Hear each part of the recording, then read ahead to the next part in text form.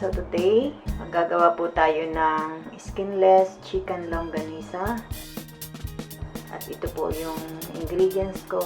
Nag-prepare na po ako at ang kulang na lang ay ang bawang na aking hihiwain. Ilalagay ko siya sa machine para mas mabilis maghiwa. So, balikan ko kayo mamaya guys. Gawin natin yung bawang muna na hiwa-hiwain ng maliliit o i-grind natin para mabilis.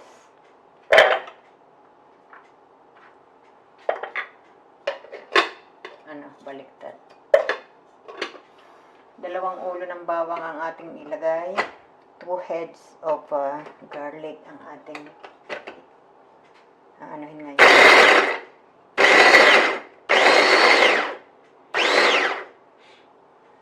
Tingnan natin. Dahil mabilis siya.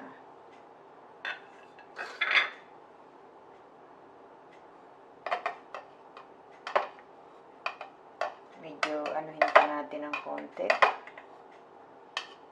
Hindi pa masyadong, mayroon pang malalaki. Mabilis lang siya.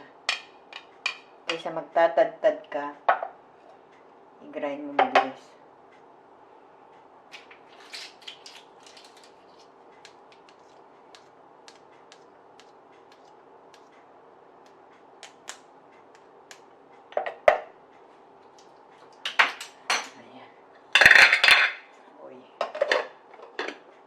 Mahulog. Wala tayong ibang takip.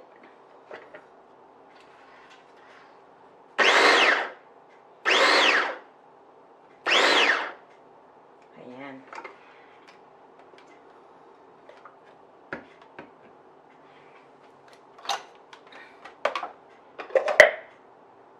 Ito na siya guys. Itong ating bawang. Napakabilis magawa ng bawang, maghiwa dito.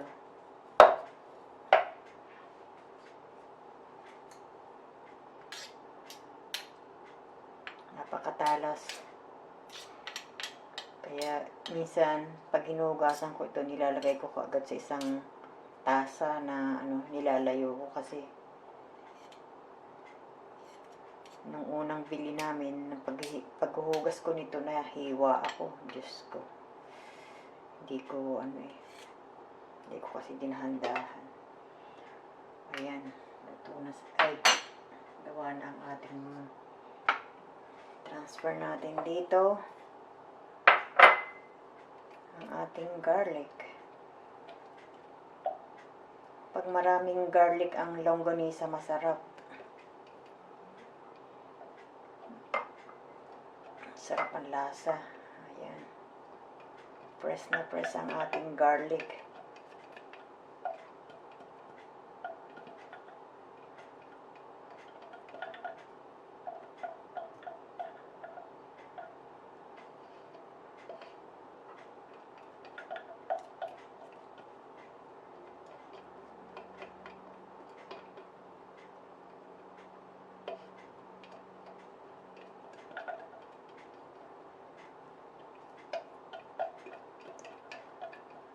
Magandang gumamit dito kasi para hindi magkaroon ng scratch ang ating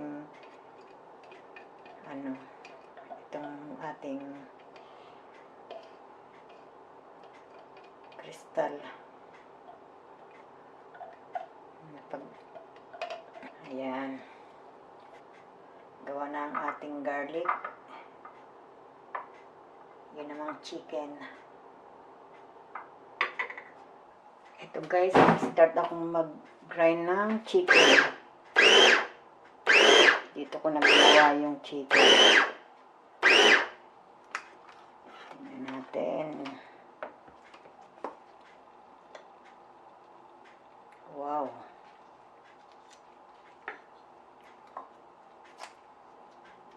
Tingnan natin kung ano na siya.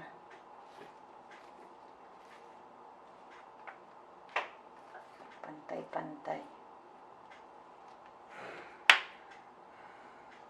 Okay na. Good job.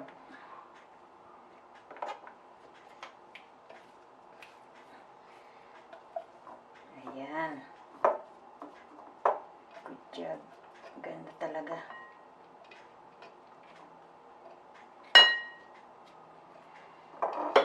Kasi ayaw kong bumili ng chicken na nagiling na.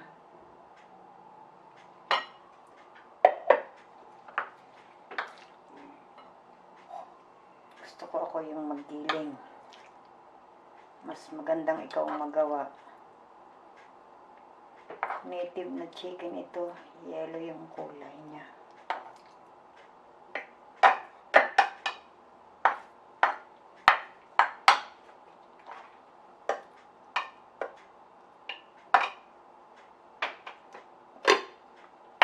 Mabilis lang naman mag-grind.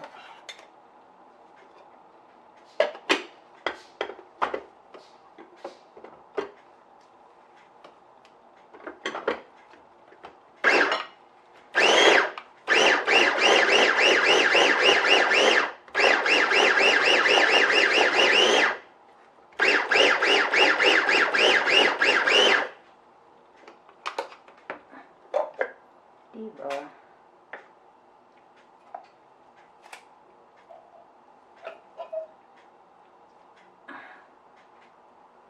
Kasi bibili ka na. Oops. Tingnan natin kung may... Dito po ulit si Jilen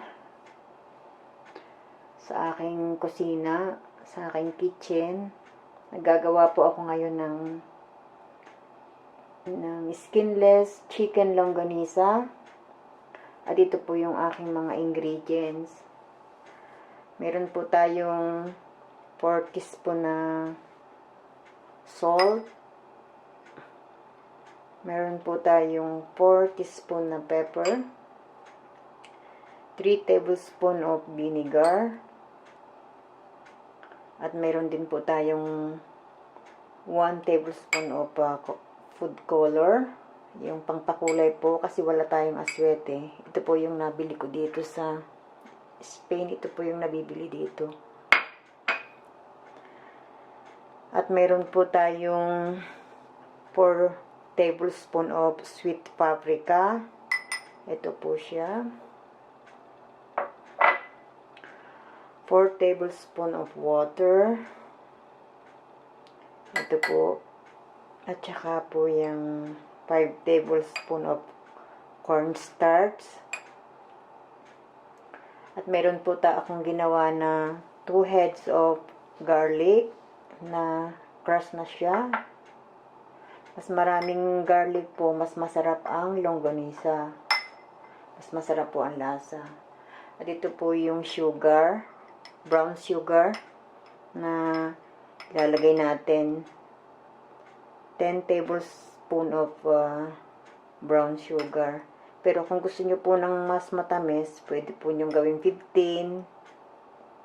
Ito nga pong 10, mas marami na sa akin eh.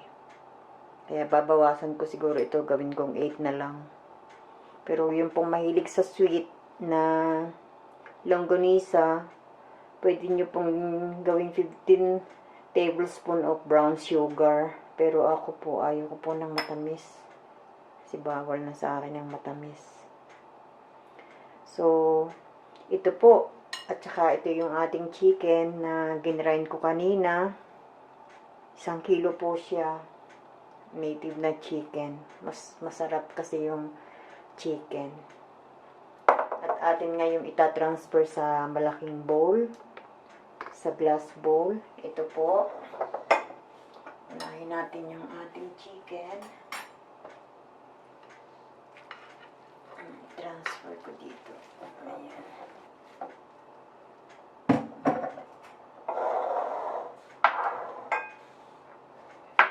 Ilalagay natin yung ating garlic. Ayan. Mas maraming garlic, mas masarap po. Maraming garlic.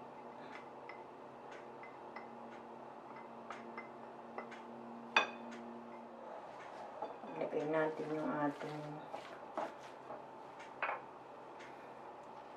paminta. pepper, black pepper.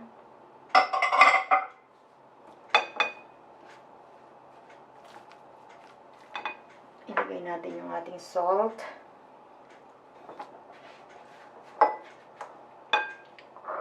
Ilagay natin yung ating sweet paprika.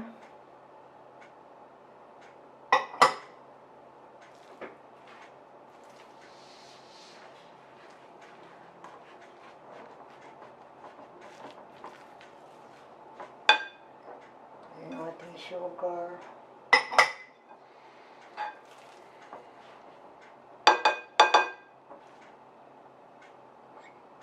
Yung ating cornstarch.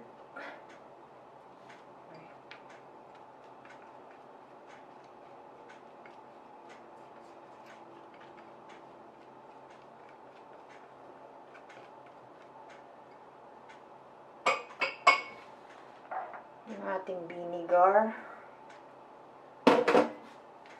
Yung ating water.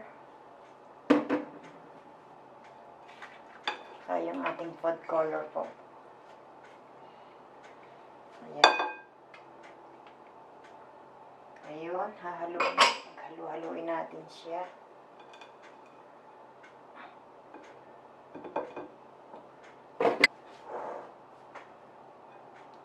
Ito kakamayin natin.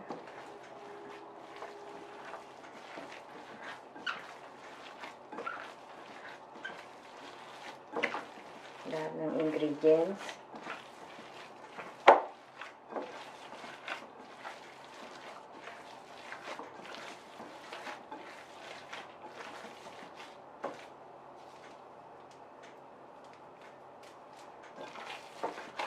Ang bango naman niya.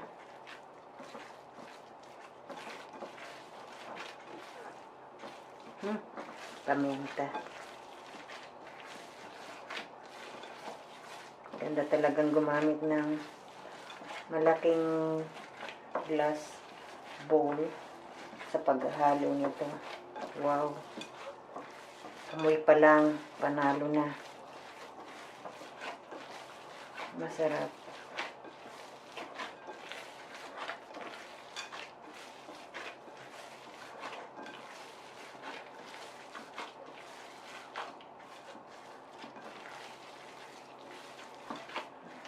Parang pantay-pantay ang kulay.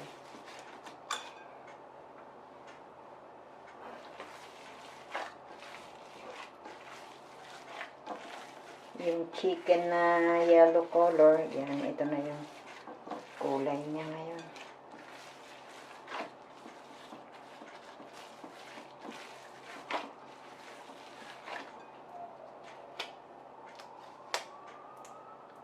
Large, medium, dapat small para kapit yung gloves sa ayan.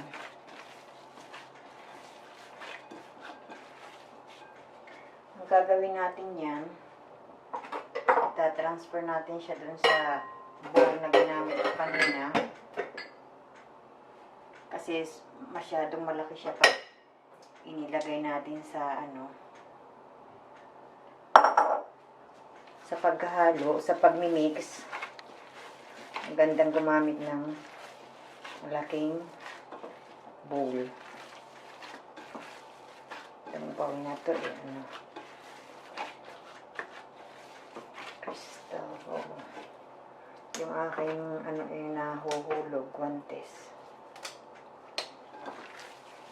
So, ito, kailangan haluin mabuti. Ang bango ng bawang.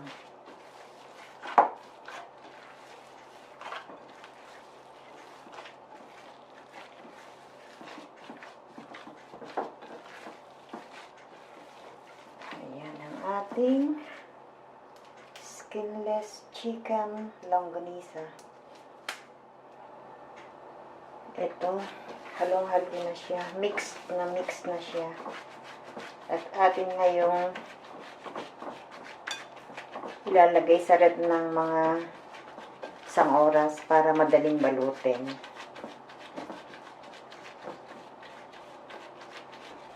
Tanggalin ko ito. Ito na guys, naka 1 hour na tayo sa ating pinalamig na longganisa.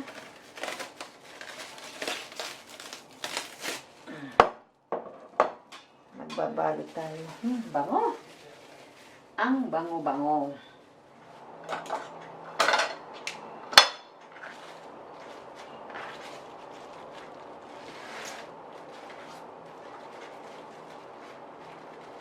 Ito na yung ating longganisa. Yan siya guys.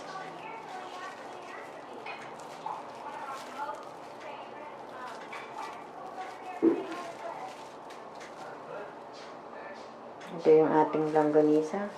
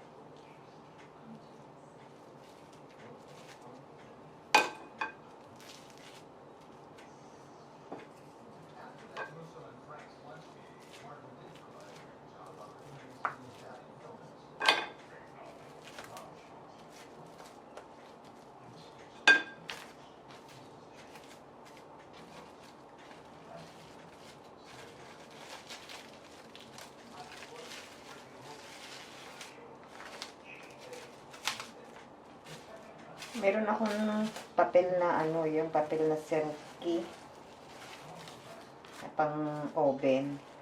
Yung saan ang gagamitin ko.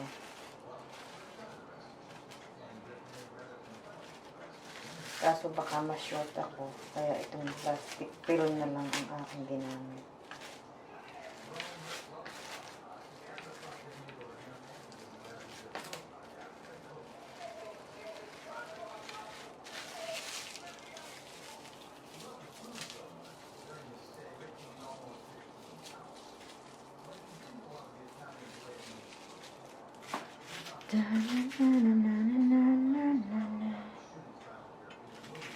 Rock and roll.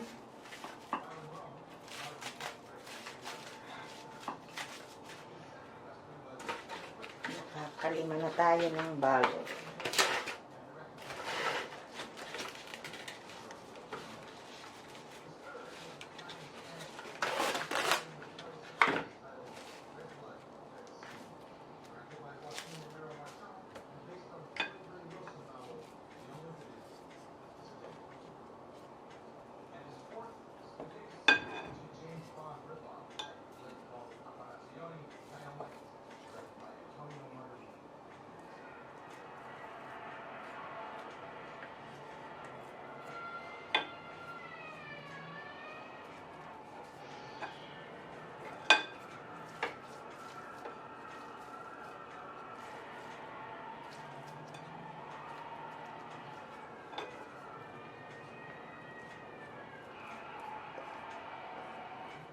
It's too much.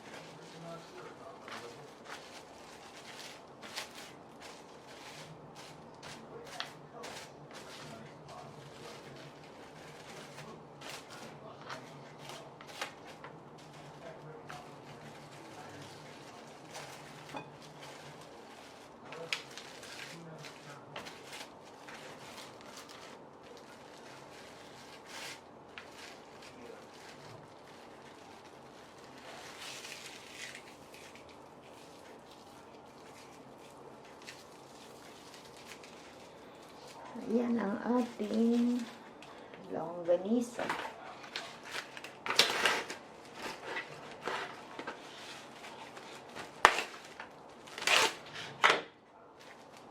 First time kong naggawa nito guys, ngayon lang.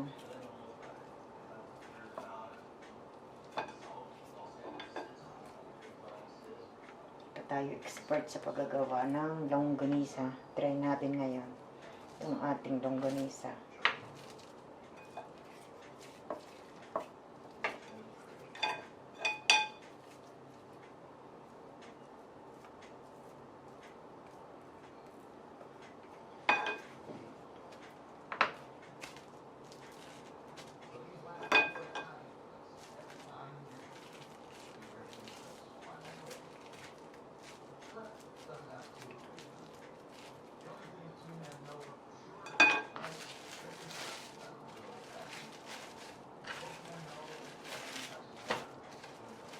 Pwede din kami gumamit ng card.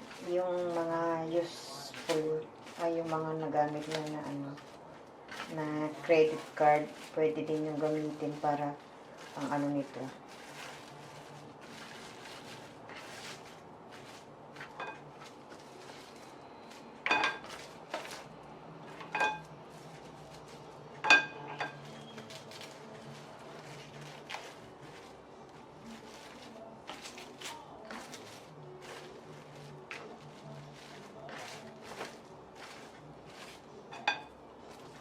Masyado kasi malambot yung plastic.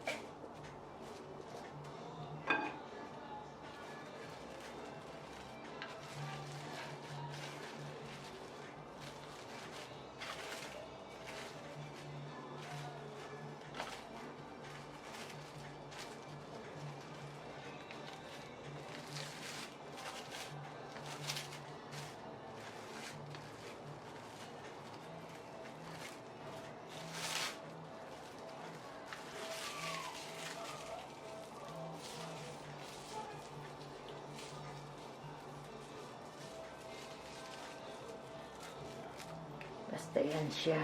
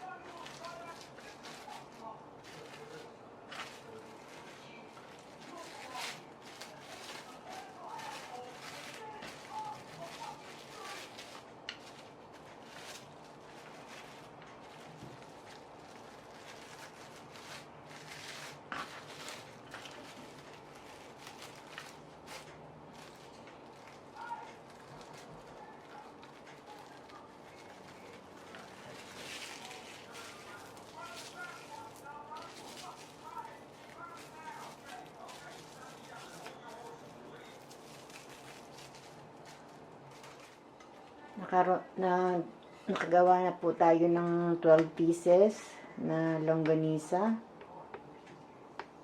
Ayan siya, guys. Ito yung ating longganisa chicken. Ito siya, guys. Nakagawa na po ako ng 12. See? Ito yung ating skinless chicken longganisa. So, yan po yung ating longganisa, guys. Pinakita ko lang sa inyo kung paano magbalot. First time kong naggawa nito ng skinless chicken longganisa homemade. Ayan siya, guys. Napakaganda. Madali lang palang magawa. Kahit first time tayong magawa, at least alam natin sa susunod, mabilis na tayo. Gawa tayo ng aning, lagyan natin ng tubig.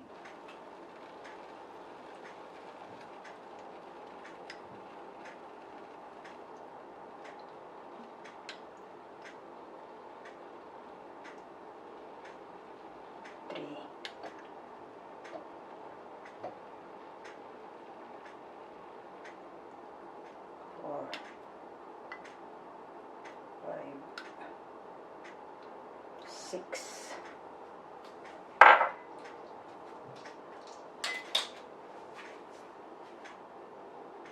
Lutuin natin siya, guys. Pakuluan natin ng tubig. Hello, guys. Welcome to my channel. Ito po, nagluto tayo ng longganisa. Tatry po natin kung gaano kasarap ang longganisa na ginawa ko.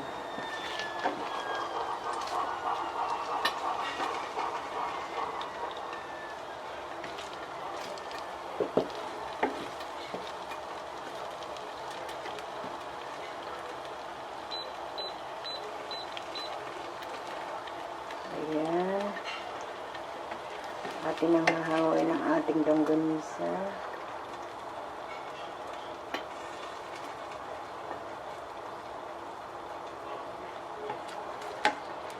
Nagawa rin po ako ng mga maliliit.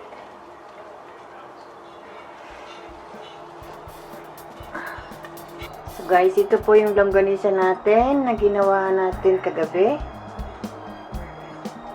At nagluto po ako ngayon para sa breakfast. Sana nagustuhan niyo itong aking longganisa, guys. Hanggang sa muli, ito po si Jeline, IT Traveling Cooking.